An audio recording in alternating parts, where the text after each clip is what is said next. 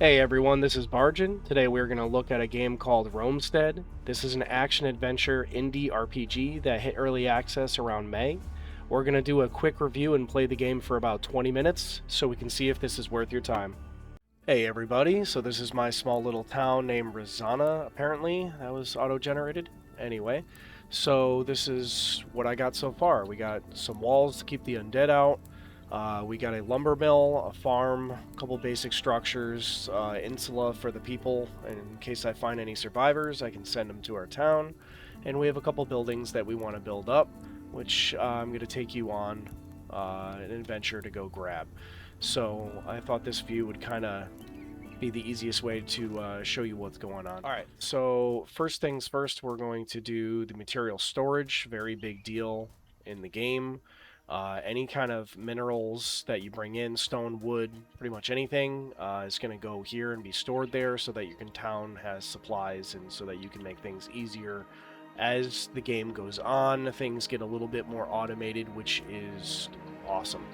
So right now we got our clay. I built the town right in a decent location. It was kind of a pain in the butt to grab, but there's some clay over here, so I was able to just grab that with a bucket and throw it on in, and we got the lumber mill. So we need 2 more logs, so we're just going to do that real quick. And use the little mini game here.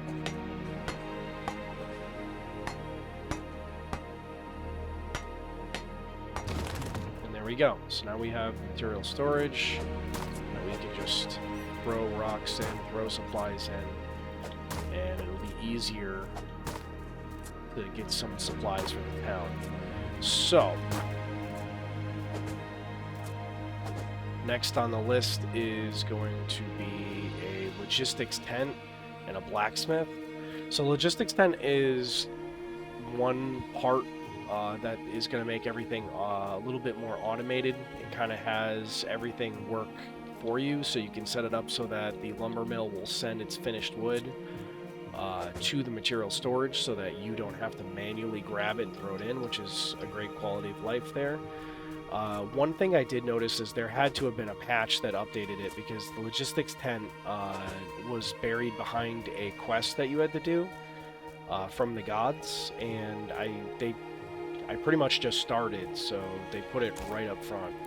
So this is the gods that I was talking about. You can do this by building the altar.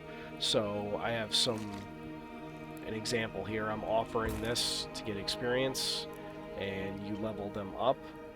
As you level them up, you unlock different things, and you get available worship points. You do this by donating. You can level up your spears, the bows, whatever weapon skills will get you some favors, and then you can buy some abilities here.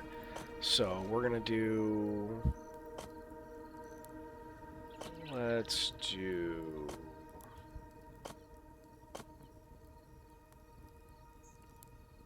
how about better roads. So now I run 5% faster on roads. That sounds great. So the roads I built are right here. So as you can see, when I'm running on it, I'm running faster than if I am now running on the grass. So that's how that works.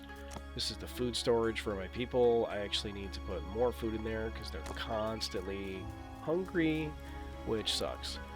The flag is going to be where you move people and assign them jobs. So this is where they kind of, like, if they don't have a job, it's the shelter for them. If they do have a job, you're going to put them right here. It's going to tell you what's going on up here. This is your defense. My town is well defended, and there's 3 of 6 people that live here. So people can randomly get quests. This guy, I'm pretty sure, wants wine. I don't have any, so well. Alright, so we'll build a logistic tent real quick. Alright, so wagon, super important. We're hauling all sorts of things to make your life easier. So it can hold up to 4 things at a time, and it can hold more through bonus points from the gods. You can unlock things to increase the capacity. So this needs 4 stone. Now we need wood. So now that it's nighttime, it's a dumb idea to go outside. Simply because I'm gonna get mauled by the undead, but who cares, right? So there's 2 logs right here. Some sweet undead right there. Alright, so we're gonna chop down these trees eventually after the undead stop.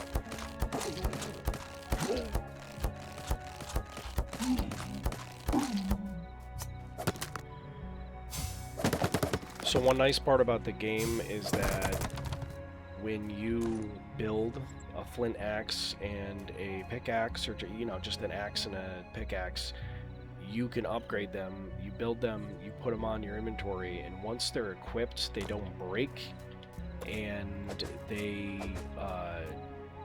attach to your primary weapon. So right now I have a spear, and I don't have to switch to the axe.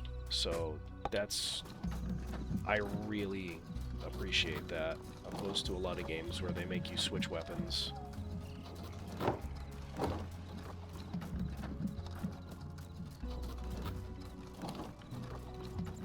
Alright, so one pro tip about the wagon is that it counts. So you can literally just wheel up your materials in the wagon and then just construct, and it'll just knock the wagon out.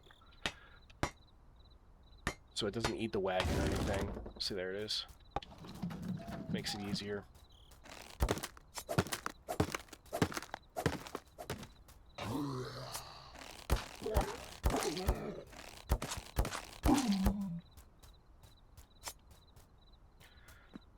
Now that I have the logistics tent, I can go in there and then say, okay, I want my lumber to go right to material storage. I want it repeating. It's a resource. You hit save, and there you go. Now I don't have to manually do it anymore. One thing I do want to point out that I've noticed, and I kind of want to warn people about, is... So you see how I basically built the walls, not maxed out entirely, but pretty much as I could get to fill up the whole town. Already done, so that I had as much space as I could start with, and then just fill it up with buildings. So the problem with doing this is that monsters, critters, anything spawn randomly. So if there's an open field, like right here, monsters will spawn here. So the whole point of building this wall was to keep the undead out, and as you just saw, undead randomly spawned in the middle of town, and I had to kill them. So just build a small base and incrementally build out, or do what most people that play survival games do and make the template of your town, grab all the supplies and everything you need to build it, and then once you have everything, you build it all at once, and then you don't have a problem. Alright, so that's enough building. Let's go have fun. So we are going to go fight a boss, I think is what I want to do. So do I have potions? I do. Okay.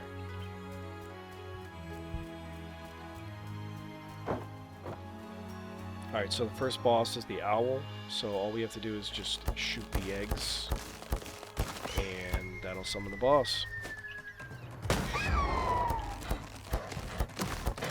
So the owl has a dive bomb that you can just juke out of the way by dashing at the last second. Has that little beak attack, and also has a wing, like wind gust kind of thing.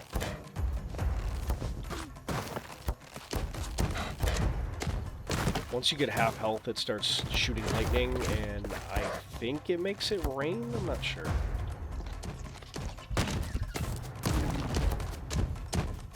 As you can see, your health to eat food gives you your health back, but it takes a cooldown.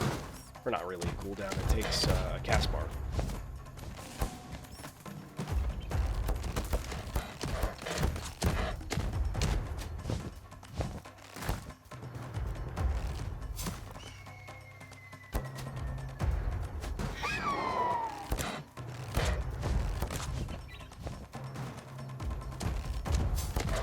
Last time I did this, I was playing with one of my buddies, so it went a lot faster, and I also was playing a spellcaster on a different character, and spells do an absurd amount of damage, so this bow is pretty painful. Yeah, see, it does rain. One thing I will note is that I'm very low level on archery, so it is what it is. That little beak attack's new. I've never seen that before.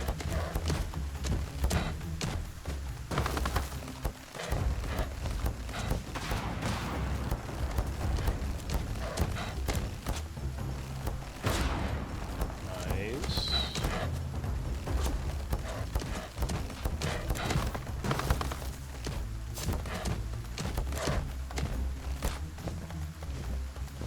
So you really gotta watch out for your stamina in this game.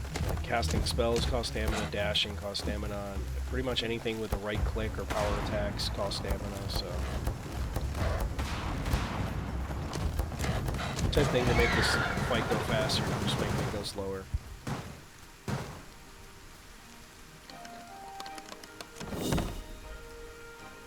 So he drops Guardian's Eye, drop the chest, that's better than mine.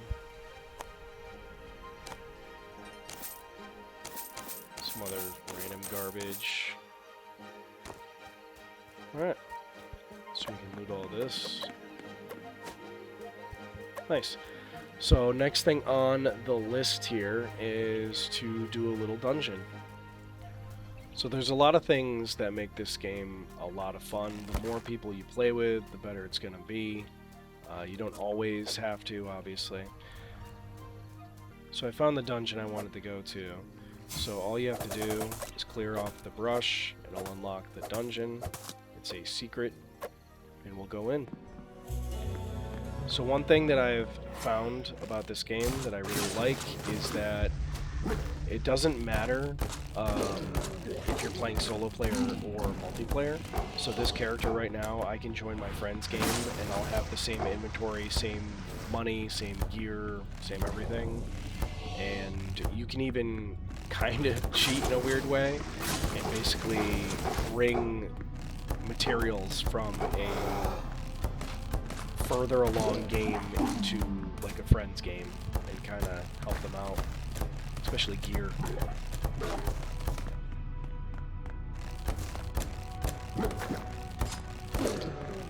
So this guy summons the undead right here, this little thing, so we gotta kill it so it stops spawning. And that should be the whole dungeon. Should be a nice quick one.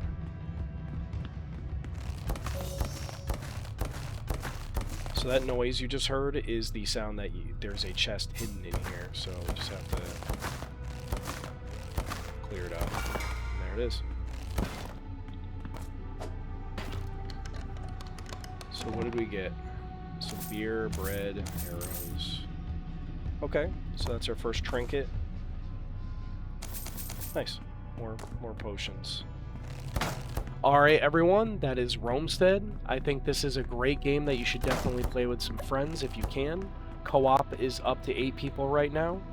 Me and my buddy are fighting the leader of the Dryads. They declared war on us, so we had to invade them. Last thing to mention is that you can get invaded by a few types of monsters that do their best to take your town.